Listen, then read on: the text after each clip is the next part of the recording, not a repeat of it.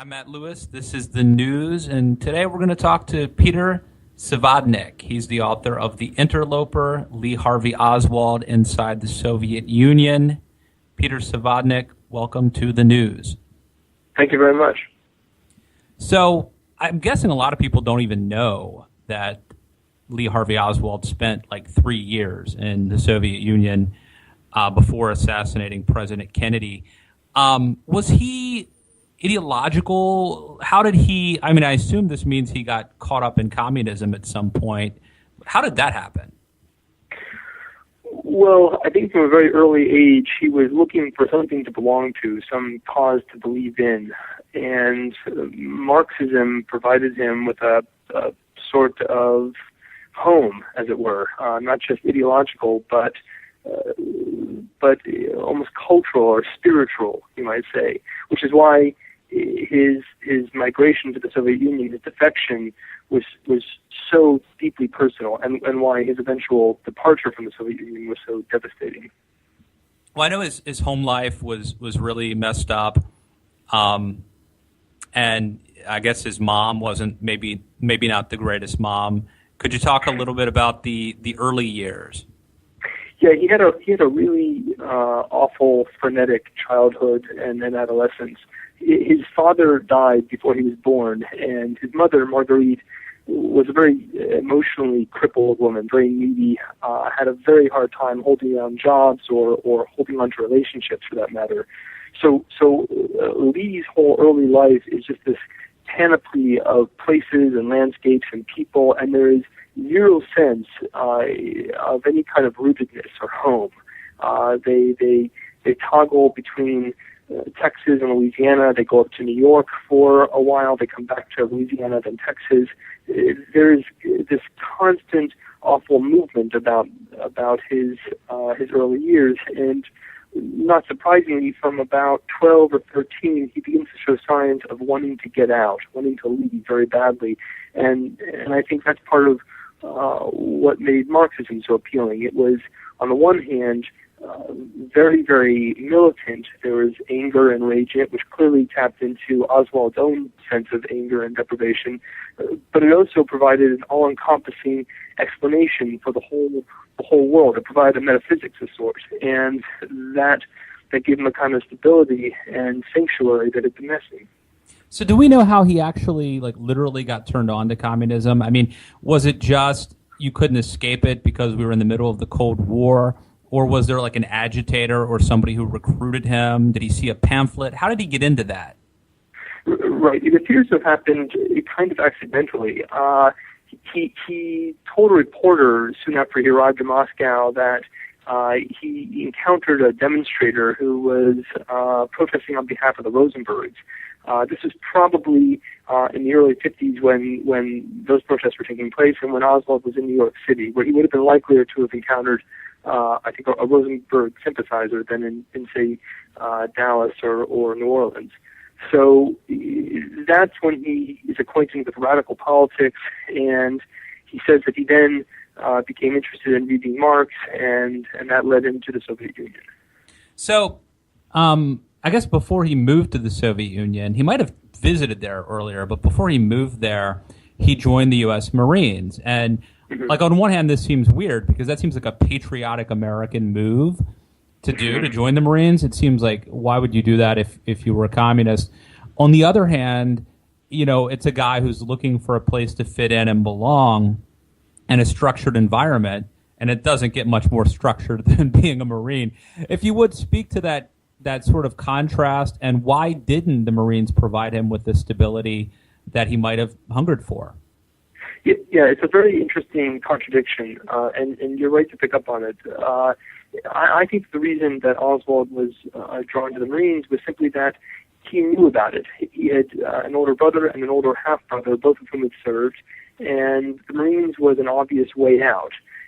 It wasn't so much that he was dedicated to serving his country or defending freedom or anything like that. It was that this was a great way to get out of the house. And also I think it tapped in again to his anger, the idea of something militant, something tough. The problem for Oswald is that the Marines were then, and probably still are, a deeply a patriarchal organization, and the idea of maleness and the male figurehead courses through the whole experience. Of course, Oswald had no experience of that at all, and unlike most of the people, almost all the people he was serving with, who had brothers and fathers and uncles who had served in World War II in Korea, and who felt very, very compelled to sort of prove their manliness in the service, Oswald was sort of out at sea. He really didn't know how to relate to that. So he is almost from the start not really able to settle in, to make sense of his setting, and very quickly finds himself on the margins.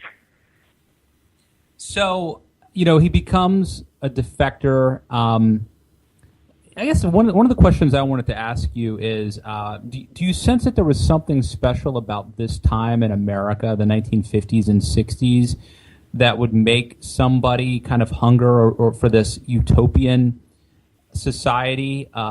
Or is this just a common theme that even no matter how virtuous or prosperous a country is, there's always going to be a couple people who would rather move to the enemy, like join the enemy? Do you have any sense of the psychology behind that? I think that it's a very interesting, a very curious time, both in the United States and the Soviet Union. For Americans, I think there was a great deal of uneasiness and uncertainty. We forget this nowadays because we tend to view the 1950s as this period of great stability and certainty about who we were and why we were here and what we were supposed to do. But the reality is that American culture and American life had changed dramatically in the years after the war, and there was a great deal of fear of sort of the mechanization and de-democratization of American life, this idea that we were somehow moving away from the original idea of what America was supposed to be, that we were becoming this world power, and that in becoming a world power, we were losing sight of our original Republican provenance.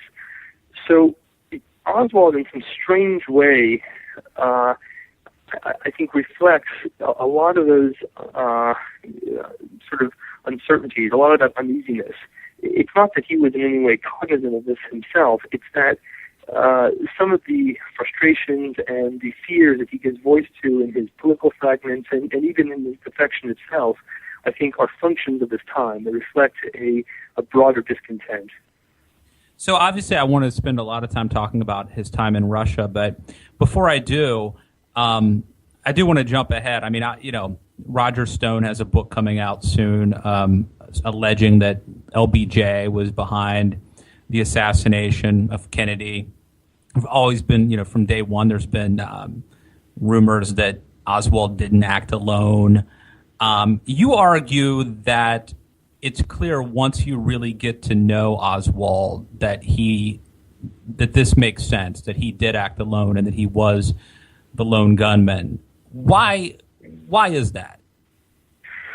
Well, there are two parts to that. One, Oswald was a phenomenally unstable character, and deeply unhappy as a result of that. So there is coursing through his life this series of what I call interlopings or trespassings, where he is constantly trying to go to a new place to escape the old. What he's really trying to escape and what he can't escape is himself, his own history, his biography, his very genetic material, if you will. And if you look at the periods of time that elapse between each interloping, he usually makes it about a year before he begins to crack. And then there's this 6 to 8 month period during which this kind of very powerful and very painful confrontation with himself takes place, and he feels the need, this intense need to get out. So this is what happened in the Marines, this is what happened in the Soviet Union, and not surprisingly, the assassination takes place just 17 months, almost a year and a half after his return from the Soviet Union. So it's entirely in keeping with this pattern. And in that sense, the homicide should be viewed at the same time as a suicide. The other thing to consider, and no one ever talks about this when they talk about Oswald as a patsy or a puppet, is that no intelligence agency, no clandestine organization or mobster in his right mind would ever rely on anyone like Lee Harvey Oswald to pull off something as sensitive and complex as the assassination of a president. Well, let's talk about his time in Russia. I think he had traveled to Russia, to the Soviet Union once. He, I think, had gone to Mexico and or Cuba. But how does he, when he moves to Russia, how does he pull that off? How do you, how do you as an American in the late 1950s, how do you get to the Soviet Union logistically? Well, actually, that's one of the interesting things about Oswald. For a man who was very, very poorly educated, really not educated at all, who had very limited resources and was relatively unsophisticated about the world, he managed to get himself into places close to people, into situations that most people would find impossible to get to. That is, he confronted seemingly insurmountable hurdles without too much difficulty. And a lot, I think, has to do with this kind of white-hot rage, this intensity and desire at times just to make things happen. So he deeply wanted to get out of the Marines in the same way that he deeply wanted to leave home in the first place. And he found out you take there's a regular ship going from New Orleans to France, Le Havre, and then from there he went up to Britain, and he through various planes and trains he got to Helsinki, where he obtained a 6-day tourist visa to the Soviet Union, and then he took an overnight train to Moscow. And when he got there, he told them he had no intention of leaving in 6 days, that he wanted to become a Soviet citizen. Wow. And of course, I guess he traded on the fact that he had been in the Marines and he'd been around the U-2 spy plane area, even though he didn't know much about it. So let me get, I just do for the listeners, I'm going to do like a really quick synopsis of what I think happened. Stop me if I get anything wrong, and then I want to sort of ask you questions about it. So he's there. They tell him he has to leave. He can't stay in the Soviet Union, and he attempts to commit suicide. I guess he slashes his wrists in a bathtub, cold water. The KGB finds him. They save his life, which is a weird quirk of history, no doubt. And then they decide to move him to Minsk, which would basically keep him away from anything important, and they could keep an eye on him. They set him up in a pretty nice apartment, much nicer than most Russians would have had at that time. And he gets a job, I guess, making or repairing televisions. They're monitoring him the whole time. I guess he hooks up with a bunch of women. He gets married. And at some point, he becomes disillusioned. And that's where I want to, I guess, number one, correct me if I got anything wrong. And number two, where did the disillusionment come from? I think the disillusionment, or the seeds of disillusionment, were there from the very beginning. They're contained in Oswald himself. He was not equipped to adapt and to build a new life for himself. He desperately wanted that, but he didn't know how to do it. So it was almost inevitable that as soon as his celebrity in Minsk began to wear off, as soon as the novelty of being in this new place wore off, that he would begin to look elsewhere, and that he would begin to see the Soviet Union for what it really was, which was at best, very, very dreary, very robotic country that permitted for very little in the way of individual expression, that had a very one-dimensional feel to it. And I think that was the first signs of that creep up, within probably 6 months of his arrival. It's not until early the following year, in 1961, that he actually begins to take concrete steps to leave. And the precipitating factor there was a woman. He had fallen in love with a woman named Ella German, and he proposed to her. She said no, and it's shortly after that that he begins to talk about seriously wanting to go. So the idea of Russia not being all that he hoped it would be, has already been there for several months, but he hasn't actually talked about leaving. It's only after Ella tells him that she doesn't want to marry him that he says, okay, I'm going to go to the U.S. Embassy and try to get my passport back and get out of here. And what delays his departure are basically three things. One, he meets Marina Prusakova, who becomes his wife, and then two, the Soviet authorities who have their own bureaucratic mechanism to which he has to go, and then actually more seriously, the American bureaucracy, let's say the Immigration and Naturalization Service and the State Department. So you talked, in writing this book, you talked to a lot of original sources who knew him during this time, who had never spoken publicly before. And that is astonishing. And I guess maybe there are two things at play. I'm assuming the Soviet Union would not allow them to talk until the Soviet Union fell. And secondly, maybe historians just didn't bother to interview them. But how did you get access to them? I'm guessing they're getting old now. Maybe they're finally ready to talk. But what was that like? It was fascinating. First of all, it's important to remember that immediately after the assassination, the KGB found every single person who had ever had any contact with Oswald ever, and they issued to these people a very, very simple directive, which was you cannot utter the words Lee Harvey Oswald for at least 25 years. And there's actually this very little anecdote in my book where one of the men who knew Oswald at the factory says, and what do we do when the 25 years is up? Can we talk about it then? And they said, well, we'll discuss that later. The idea being that the Soviets, in very Soviet fashion, wanted literally to airbrush Oswald out of the Soviet Union because they were terrified, for good reason, that the Johnson administration would link them with the assassination. So they went to great lengths to try to vacuum away all signs of Oswald. So these people were not accustomed to thinking about talking about Oswald, and it was not until the Soviet collapse in 1991 that they began to do more of that. In Minsk, it's not that hard to find people. Minsk is still a pretty small city. I think it's got a population of about 3 million.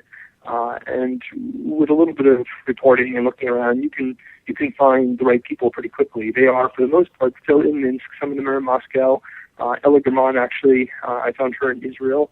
And they were surprisingly candid, or I should say they were surprisingly willing to talk. What was challenging was not so much getting them to talk, but getting them to kind of bore through the various sediments of thinking and memory, because what's important to bear in mind is that when they encountered Oswald, when they met him, when they knew him, they did not know at that time that they were going to have to remember this. This is going to be someone important. All they knew is that he was somebody who happened to be in Minsk at that time, and when he left, they probably thought this was the last we're going to hear of him. So it's only after the assassination that they are made aware of the fact that this is somebody who is now of world historical significance. And then, of course, they weren't allowed to discuss him, and they, for the most part, did not discuss him for the better part of the next 30 years. So you have all these different kind of barriers that are involved that you have to get beyond if you want to get close to anything akin to the truth or anything real. Well, you mentioned the Russians feared that they would be blamed, and it turned out to be quite the opposite. Somehow conservatives got blamed for the killing Kennedy. The sense was that this right-wing, toxic, whatever, racist environment in America was responsible. And really no one, it seems like nobody really made the argument that Oswald was a communist, and that I'm sure that there were some people making that argument, but by and large, it seems to have the narrative really. I don't think most people even know that Oswald lived in the Soviet Union. Any thoughts behind why that's been so downplayed? Yeah, I have no idea, and it's an excellent question, and you're right that it is one of the biggest confusions surrounding Oswald. I suspect, just based on conversations I've had with any number of Americans about this, that more people probably associate Oswald with the far right than the far left. And I think in this case, the Manchurian Candidate has done more harm to that cause than anything. I think there's a tendency to think that Oswald may have been a professed communist or Marxist, but really he was a puppet of the far right. That is, they kind of invert the original screenplay. I tend to think that the other problem is that it's just harder to make sense of this. It's harder to sort of to sort of see Oswald for what he really was. It's easier to imagine him as having been a Timothy McVeigh style murderer, somebody who fits neatly into his context. That is Dallas, which was known to have been home to any number of conservatives who were obviously unhappy with the Kennedy administration. So there's an inability, I think, on the part of a lot of people to reconcile fact with appearance or what they assume to be the case. Right. There's so many contradictions. So you would think that Oswald, having been to the Soviet Union, having become disillusioned with communism, might yearn for America and now come back home and love America and have rediscovered passion or patriotism. But obviously not. What is it like when he gets back from Russia? What is he like, and what is that time like? Well, I think it was extraordinarily difficult for him. I think it was harder than it had been than before he left. The problem for Oswald was that I think he was confronting the reality, or this realization, I should say, that there was not going to be any escaping from himself. There was not going to be any kind of final interloping or fleeing from this sense of permanent rootlessness.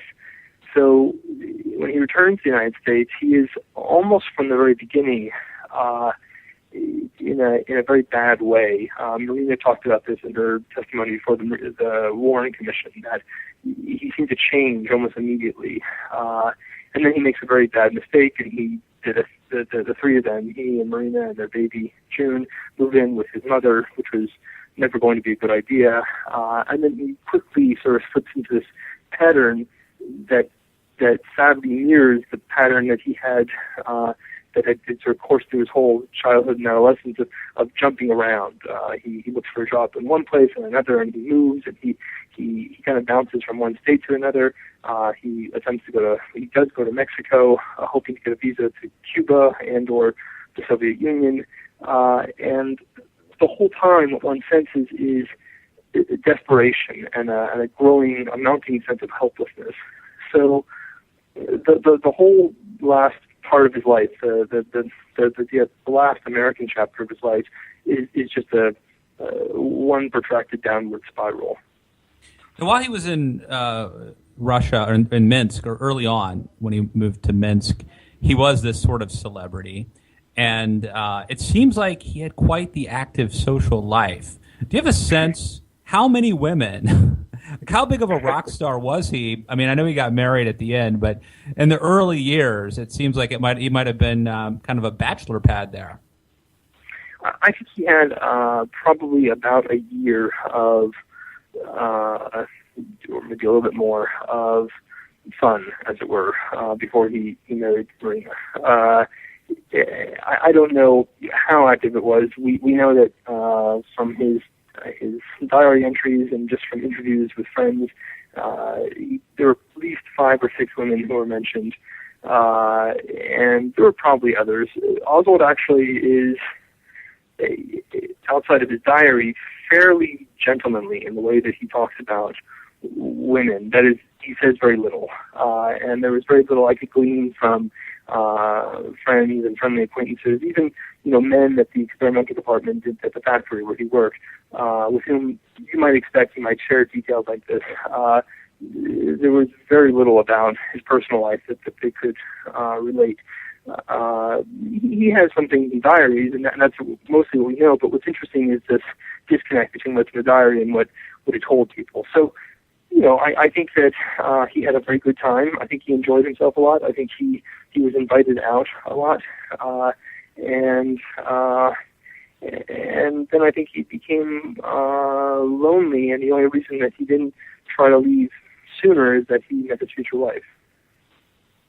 Well, it's a fascinating story that, interestingly, despite the fact that so much has been written about this, most people I don't think know.